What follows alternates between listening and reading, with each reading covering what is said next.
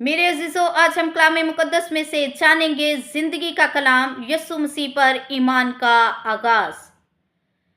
यूहन्ना की अंजील एक बाब में यूं मरकूम है, इब्तदा में कलाम था और कलाम खुदा के साथ था, कलाम खुदा था, यही इब्तदा में खुदा के साथ था। सब चीज़ें उसके वसीला से पैदा हुई।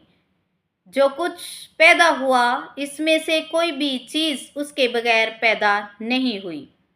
उसमें ज़िंदगी थी और वो ज़िंदगी आदमियों का नूर थी, और नूर तारीकी में चमकता है और तारीकी ने उसे कबूल ना किया।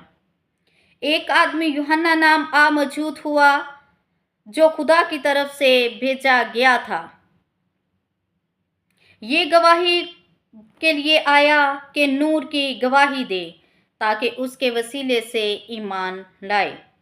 वो खुद तो नूर ना था, मगर नूर की गवाही देने को आया था। हकीकी नूर जो हर एक शख्स को रोशन करता है, दुनिया में आने को था। वो दुनिया में था और दुनिया उसके वसीला से पैदा हुई और दुनिया ने उसे ना पहचाना। वो अपने घर आया और उसके अपनों ने उसे कबूल ना किया, लेकिन जितनों ने उसे कबूल किया उसने उन्हें खुदा के फर्जंद बनने का हक बख्शा, यानी उन्हें जो उसके नाम पर ईमान लाते हैं।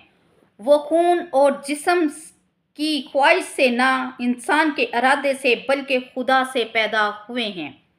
और कलाम मुजस्सम हुआ और फजल और सच्चाई से मामूर होकर हमारे दरमियान रहा, और हमने उसका ऐसा जलाल देखा जैसा बाप के इकलौते बेटे का जलाल।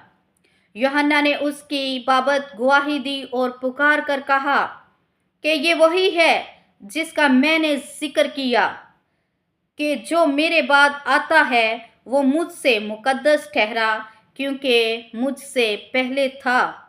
क्योंकि उसकी मामूरी में से हम सब ने पाया, यानी फजल पर फजल। इसलिए कि शरीयत तो मूसा की मार्फत दी गई,